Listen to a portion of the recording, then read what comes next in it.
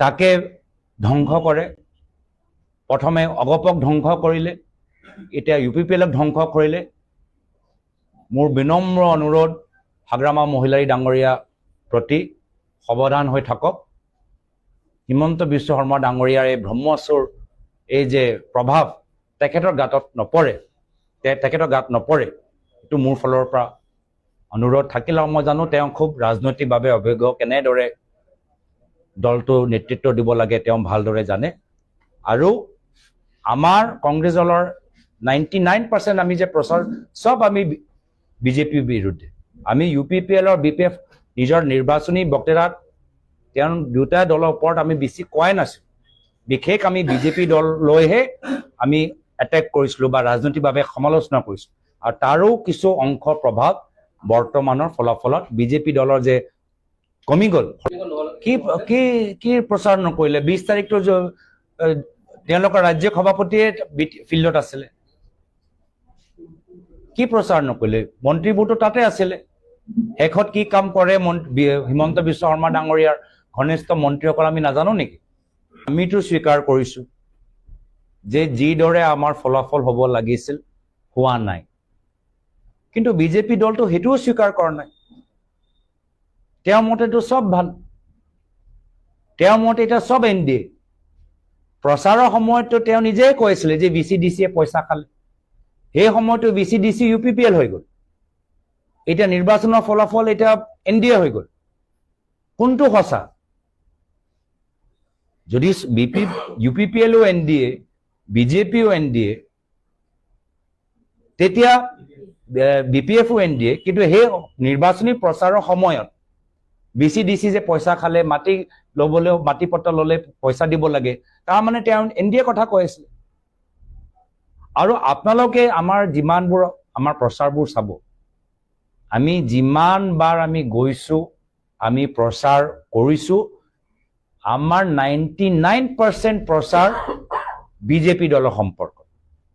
99% আমি বিজেপি দলটোকে আমি নিজৰ নিৰ্বাচনী প্ৰচাৰত সমালোচনা কৰোঁ। আৰু তাৰে প্ৰভাৱ আমি বিজেপি দলৰ সিটৰ সংখ্যাৰ ভিতৰত দেখা পালোঁ যে মানুহে আমাৰ প্ৰচাৰ গ্ৰহণ কৰিলে, সেইকাৰণে বিজেপিক নিদিলে।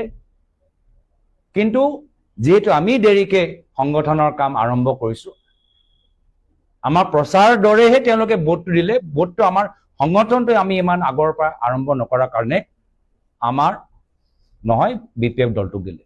আমি BPF শুভেচ্ছা দিছোঁ, কিন্তু আজিৰ তাৰিখত তেওঁলোকৰতো আসন বাঢ়িবহে লাগিছিল। তেওঁ UPPLক গালি পাৰিছিলে, প্ৰমোদ বৰা পাৰা নাই কৈ আছিল। কেন্দ্ৰ তেওঁলোকৰ চৰকাৰ, ৰাজ্য তেওঁলোকৰ চৰকাৰ। তেওঁ প্ৰাক্তন মুখ্যমন্ত্ৰী সৰ্বানন্দ সোণোৱাল ডাঙৰীয়াতকৈও তেওঁ বেছি বেয়া পাৰফৰ্মেঞ্চ। প্ৰাক্তন মুখ্যমন্ত্ৰী সৰ্বানন্দ সোণোৱাল ডাঙৰীয়া 2020 চনত বিজেপিয়ে 8টা বা 9টা পাইছিলে, 9টা পাইছিল। আৰু হিমন্ত বিশ্ব শৰ্মা ডাঙৰীয়া 5টাত লৈ আনিলে। ডাঙৰ ডাঙৰ তেওঁ নিজৰ একদম ভাল ভাল সুসম্পৰ্ক থকা মন্ত্ৰীখিনিক দায়িত্ব দিয়া নাই। কোনোবা ওদালগুৰিৰ দায়িত্ব দিলে, কোনোবাজনক তামোলপুৰ দায়িত্ব দিলে। আৰু ইমান লজ্জাজনক কথা, দুখ লাগে দেই, ক'বলৈ নাপায়। আমি 19 তাৰিখে আমি গম পালোঁ যে 19 তাৰিখ আছিল ন, 19 তাৰিখে আমি গম পালোঁ, আমি লগে লগে অহা 3 দিনৰ কাৰণে আমি মিটিং আমি বাতিল কৰিলোঁ। লগে লগে নিৰ্বাচনী প্ৰচাৰ নহয়, সমগ্ৰ অসমৰ সাংগঠনিক কাম, দলীয় কাম আমি 3 দিনৰ কাৰণে বাতিল কৰিলোঁ। আৰু এওঁলোকে 20 তাৰিখে বিজেপি দলৰ সভাপতি নিজে এটা যোগদান কাৰ্যসূচীত নিজে অংশগ্ৰহণ কৰিছে। যি সময়ত মানুহে আৱেগিক হৈ দোকান বন্ধ কৰিলে, অফিচ যোৱা বন্ধ কৰিলে, ঘৰৰ পৰা ওলাব নোৱাৰিলে, তেওঁলোকৰ ইমানেই স্বাৰ্থ যে সেই সময়টো বিজেপি দলৰ সভাপতি যোগদান কাৰ্যসূচী চলাইছিল। আমিতো এয়াৰপৰ্টত আহি গ'লোঁ, গোটেই ৰাতি আমি এয়াৰপৰ্টত থাকিলোঁ, সকলোৱে দেখিছে।